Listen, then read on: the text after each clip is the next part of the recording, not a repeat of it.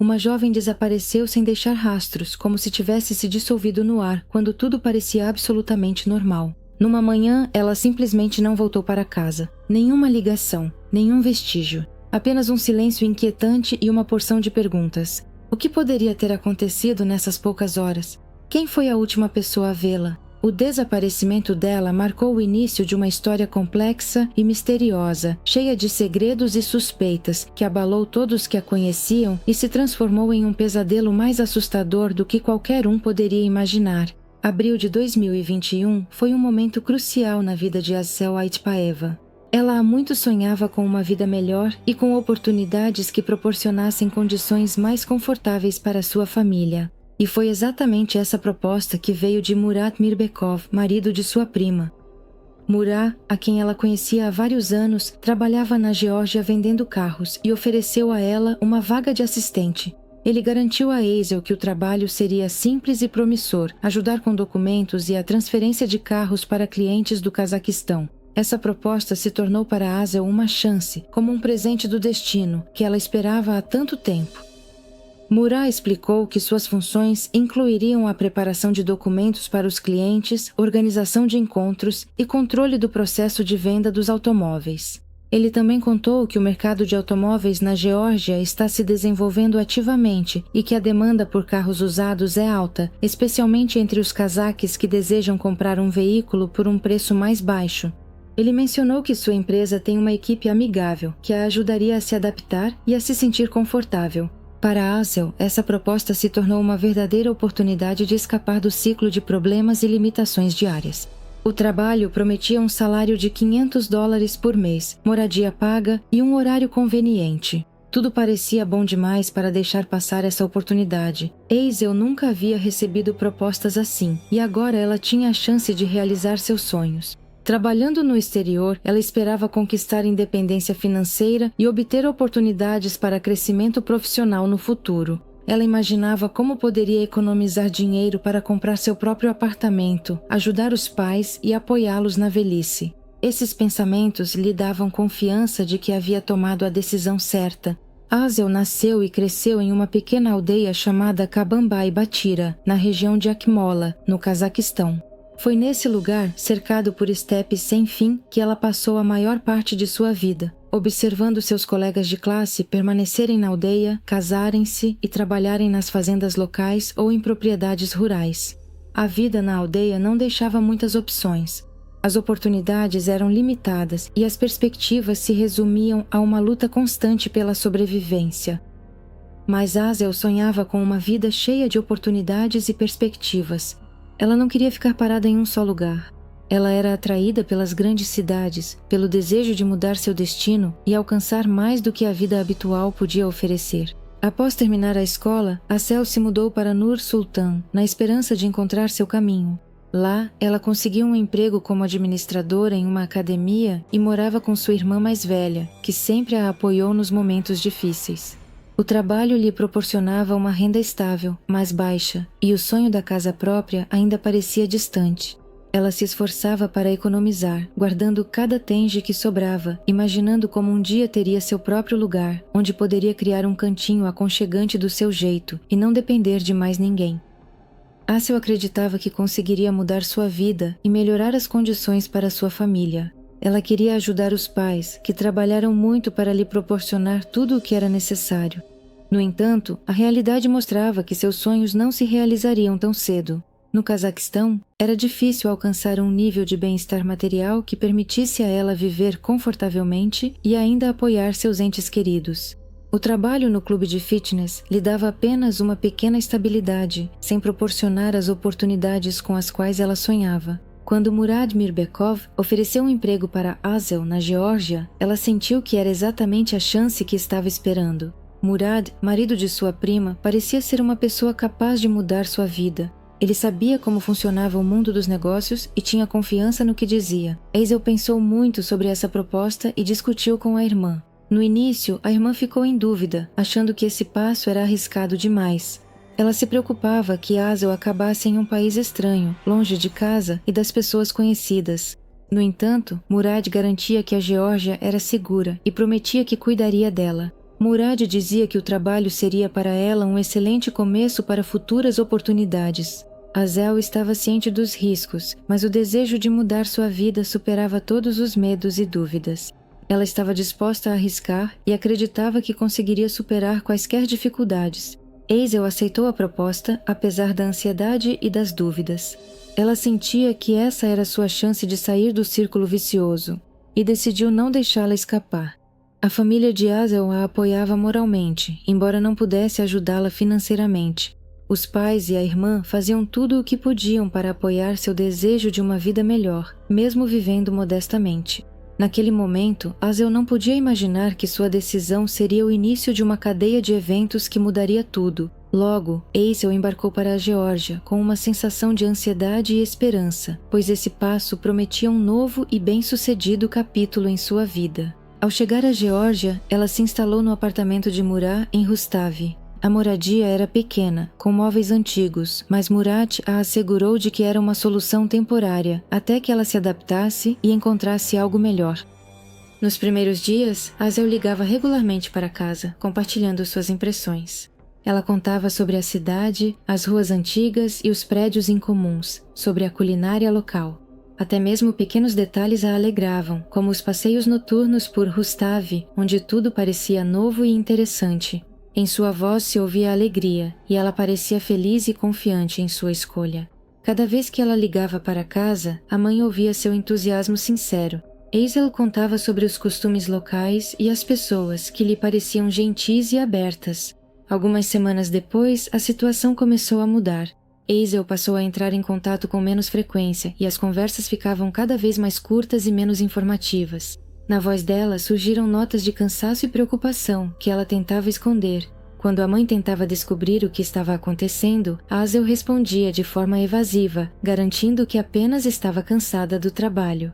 Ela afirmava que estava tudo bem, mas suas palavras já não soavam tão seguras quanto antes. A mãe começou a se preocupar e tentava ligar para a filha com mais frequência, mas suas ligações muitas vezes ficavam sem resposta. Cada conversa se tornava cada vez mais curta e monossilábica, o que só aumentava a preocupação da família. Certa vez, a mãe conseguiu falar com Eisel por videochamada. Ansiosa, ela aguardava até que o rosto da filha aparecesse na tela. Em vez do ambiente familiar, ela viu um quarto desconhecido. Havia caos ao redor. As coisas estavam espalhadas, os móveis dispostos de forma desordenada, como se alguém tivesse se movido apressadamente pelo quarto, sem se preocupar com a organização. A mãe perguntou o que estava acontecendo e por que havia tanta bagunça. Azel, sem entrar em detalhes, explicou que estava ocupada e encerrou rapidamente a conversa, dizendo que tinha muitos afazeres. A preocupação da mãe aumentou e a ansiedade crescia a cada dia. Na manhã de 6 de maio, no bairro de Didigomi, em Tbilisi, transeuntes encontraram o corpo de uma jovem ao pé de um prédio de vários andares. Ela vestia apenas uma camiseta. Ninguém sabia seu nome, mas logo a investigação identificou que se tratava de Azel Atpaeva. Suas últimas palavras, gravadas em uma mensagem de áudio para sua melhor amiga, tornaram-se uma pista-chave na investigação. Pouco antes desse acontecimento, as tentativas de entrar em contato com Eisel continuavam sem sucesso. Na noite de 5 de maio, a preocupação aumentou quando sua amiga recebeu uma mensagem de áudio. Na gravação, podia-se ouvir uma voz masculina falando com Eisel em tom agressivo, acusando-a de supostamente tê-lo usado para seus próprios fins. O homem se identificava como Bezo. Sua voz estava cheia de ódio, ele ameaçava Azel e a acusava de traição, pela qual ela supostamente deveria responder. A amiga de Azel, ao ouvir essa mensagem, ficou com medo por sua amiga e entendeu que a situação estava se tornando extremamente perigosa. Na mesma mensagem, Azel mencionou que Bezo havia levantado a mão para ela, e a assustou a tal ponto que ela não sabia o que fazer a seguir. Ela admitiu que não tinha para onde fugir e se sentia presa, sem saber a quem recorrer por ajuda. A amiga tentou entrar em contato com ela imediatamente, mas as ligações eram interrompidas e Eisel não atendia, o que só aumentava a preocupação. Nesse momento, também ficou claro que Murat Mirbekov, um parente distante de Azel, que a convidou para trabalhar na Geórgia, estava envolvido nessa história. A investigação constatou que Mirbekov se aproveitou da situação vulnerável de Azel 2 vezes. Ele abusou da confiança dela sabendo que ela estava sozinha em um país estrangeiro, sem apoio. Depois, ele a entregou a um homem chamado Bezo, seja em troca de um carro, seja pelo dinheiro prometido. Azel se viu completamente sozinha e desamparada. A cada dia, a situação dela se tornava mais perigosa. Ela não se atrevia a procurar a polícia, com medo de que não acreditassem nela e de que sua situação só piorasse. Azel sentia-se presa em uma armadilha da qual não via saída. O desespero a dominava e ela não sabia o que fazer a seguir. A última conversa de Azel com sua amiga deixou claro o quanto ela temia por sua vida. Em sua voz podiam-se ouvir o desespero e o medo. Ela não sabia como sair daquela situação. A amiga tentou ajudar, mas já era tarde demais. Na manhã do dia 6 de maio, o corpo de Azel foi encontrado sob as janelas de um prédio de vários andares. A identidade do homem envolvido na tragédia com Asel Atpaeva foi estabelecida pela polícia da Geórgia. Tratava-se de Besik Dudubaev, conhecido nos círculos criminosos como Bezo. Ele era um georgiano de 57 anos com passado criminoso que já havia cumprido 10 anos de prisão por roubo de carros e era conhecido por sua crueldade. Após a morte de Azel, Bezo já havia deixado Tbilisi e se dirigia à fronteira tentando fugir. No entanto, a polícia conseguiu agir rapidamente e ele foi detido em um dia. Ao mesmo tempo, Murat Mirbekov, que havia levado Azel para a Geórgia, ao saber de sua morte, retornou a Nur Sultan, esperando evitar as consequências. Os familiares de Azel, amigos e a polícia georgiana permaneciam em estado de incerteza e apreensão. Alguns dias antes da tragédia, Azel entrou em contato com um dos amigos, pedindo que ele lhe transferisse 100.000 tenge para a viagem. Ela não pediu ajuda à família, provavelmente para não preocupá-los. No entanto, seu desejo de independência acabou lhe pregando uma peça cruel. O amigo não pôde ajudar Azel por falta da quantia necessária, e essa circunstância mais tarde se tornou um dos muitos detalhes preocupantes que inquietavam seus entes queridos. A polícia georgiana supôs que Azel teria pulado da janela por conta própria. No entanto, sua família discordou categoricamente dessa versão. Eles conheciam Azel como uma jovem alegre, que fazia planos para o futuro e esperava que o trabalho na Geórgia a ajudasse a melhorar sua situação financeira e realizar o sonho de ter um apartamento próprio. A versão da polícia parecia absurda para a família. Especialmente a mãe de Azel ficou desconfiada com os ferimentos que não correspondiam às consequências de uma queda comum de altura. Quando o corpo de Azel foi levado para o Cazaquistão, a mãe imediatamente percebeu coisas estranhas. Sua filha não tinha as fraturas características que normalmente ocorrem em quedas de altura. Os braços e as pernas estavam intactos e os braços estavam pressionados contra o peito, o que é incomum nesses casos. Também não havia lesões na cabeça. As lesões internas, o baço rompido e outros órgãos danificados levantaram suspeitas de possível maus tratos antes da morte. Além disso, no corpo de Azel foram encontrados numerosos queimaduras, semelhantes a marcas de bitucas de cigarro, e os dentes estavam quebrados, o que indicava possíveis torturas. Todas essas circunstâncias apenas aumentaram as suspeitas da família de que Azel foi vítima de violência antes de morrer. A mãe não conseguia acreditar que sua filha pudesse ter tomado tal decisão voluntariamente. Os detalhes que vieram à tona após o retorno do corpo ao Cazaquistão só trouxeram ainda mais perguntas sombrias, para as quais ninguém conseguia dar respostas. Os resultados da perícia confirmaram que Azel foi vítima de violência antes de morrer. A mãe da jovem afirmava que o corpo de sua filha, já sem vida, foi colocado sob as janelas do prédio de apartamentos, numa tentativa de simular um suicídio. Apesar das evidências óbvias, a polícia georgiana se recusava a reconhecer o caráter criminoso do ocorrido e não realizava perícias adicionais.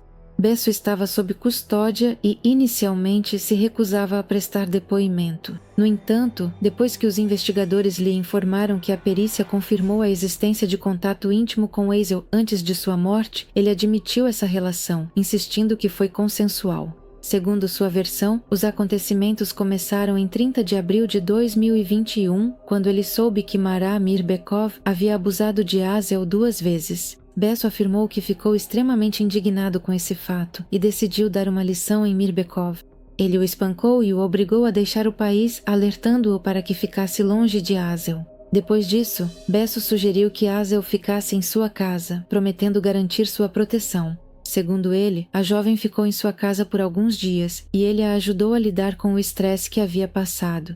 Ele assegurou que entre eles se estabeleceu uma relação de confiança e que a intimidade foi voluntária.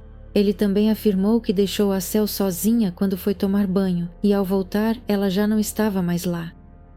Besso afirmou que, ao sair do banheiro, viu a varanda aberta e percebeu que Azel havia caído. Ele ficou assustado, levando em conta seu passado criminal e o relacionamento com a falecida. Turdubaev afirmou que desceu e se aproximou da cerca, mas não teve coragem de pular por cima dela. Depois de ficar parado por um tempo, ele decidiu ir embora, tomado pelo medo, e deixar a cidade, temendo ser acusado pela morte dela. Em julho de 2021, Besso faleceu no hospital da prisão. A causa oficial da morte foi declarada como infarto. No entanto, a mãe de Azel afirmou que ele foi espancado. Os familiares suspeitavam que a morte de Turdubaev poderia ter sido resultado da intervenção de alguém para evitar que o caso chegasse ao tribunal. Isso aconteceu quando o processo judicial ainda não havia terminado e Turdubaev enfrentava de 8 a 12 anos de prisão pelos crimes cometidos. Os investigadores começaram a duvidar da versão de Besso após analisarem uma gravação de áudio que Azel enviou para sua amiga antes de morrer. Nessa gravação, ela falava sobre as ameaças feitas por Besso e expressava medo dele. A menção à violência contradizia as declarações de Turdubaev sobre um relacionamento consensual. A polícia suspeitava que Turdubaev poderia tê-la forçado a ter relações, e esse aspecto do caso exigia atenção especial. No entanto, Turdubaev não foi acusado de homicídio. A versão oficial era de que as ações dele poderiam ter levado a jovem a tomar uma decisão fatal, mas nada além disso. A família de Azel e seu advogado tinham uma versão diferente. Eles acreditavam que Azel foi assassinada e que depois tentaram encenar sua morte como se fosse um suicídio. Essa versão era sustentada pelos ferimentos encontrados no corpo da jovem e por outros detalhes que não coincidiam com as consequências habituais de uma queda de altura. Murat Amirbekov foi detido ao retornar ao Cazaquistão e foi acusado de violência e tráfico de pessoas. Os pais de Azel acreditavam que ele estava diretamente envolvido em sua morte e apresentaram um pedido para que ele fosse deportado para a Geórgia para ser julgado. No entanto, as autoridades locais não tinham pressa em atender a esse pedido e continuar a investigação. A situação só mudou depois que fotos tiradas pela mãe de Azel no necrotério foram publicadas na internet. A opinião pública expressou indignação e o Ministério Público mudou sua postura em relação ao caso, revisando suas ações. A trágica morte de Azel chamou a atenção do público e de jornalistas que passaram a conduzir suas próprias investigações. Novas informações, às vezes não confirmadas, começaram a aparecer na internet. Houve testemunhas que afirmaram ter visto, na noite da tragédia, 2 homens que supostamente jogaram Azel da varanda. Também circulavam rumores sobre a existência de uma gravação em vídeo do incidente, porém a polícia não confirmou essa informação. Também ficou sabido que, após chegar à Geórgia, Azel procurou a polícia, relatando violência por parte de Murat Mirbekov, mas suas denúncias não tiveram resposta. A polícia não tomou nenhuma medida, o que mais tarde foi descoberto por jornalistas georgianos que se interessaram pelo caso e iniciaram sua própria investigação. Em meio a todos esses acontecimentos, um dos conhecidos de Azel, em Tbilisi, concordou em prestar depoimento. Ele contou que, um dia antes da tragédia, Azel lhe enviou uma mensagem, na qual ela compartilhou seu desespero. Na mensagem, ela reclamava de Mirbekov que, segundo ela, a violentou 2 vezes. Ela sentia tanto dor física quanto um profundo sofrimento psicológico. Ela pedia ajuda, mas não queria incomodar, esperando conseguir lidar com a situação sozinha. Azel sentia-se presa, estando em um país estrangeiro sem apoio. Ela disse a um conhecido que tinha medo de Mirbekov, mas tentava se manter firme. Ela mencionou várias vezes que estava em uma situação sem saída, mas acreditava que conseguiria encontrar uma solução. Durante a investigação, descobriu-se que Mirbekov ofereceu trabalho na Geórgia não só para Azel, mas também para outras garotas do Cazaquistão. Ele prometia a elas um salário alto, moradia e perspectivas de futuro. Felizmente, nenhuma delas aceitou a proposta dele. Para algumas, ele insistiu especialmente, tentando convencê-las das oportunidades únicas. No entanto, todas recusaram. Mais tarde, os parentes dessas garotas lembraram com gratidão da prudência delas, que, como se viu, as salvou de um perigo potencial. No final de julho de 2022, a investigação tomou um novo rumo. Peritos criminais georgianos realizaram uma perícia adicional e encontraram vestígios de DNA de Mirbekov nas roupas de Azel, o que se tornou uma prova importante. Isso confirmou os depoimentos das testemunhas e fortaleceu significativamente a posição da acusação no tribunal. No final das contas, as novas provas, obtidas graças à perícia adicional, em combinação com as investigações jornalísticas, ajudaram a criar um quadro mais completo dos acontecimentos que envolveram Azel nos últimos dias de sua vida.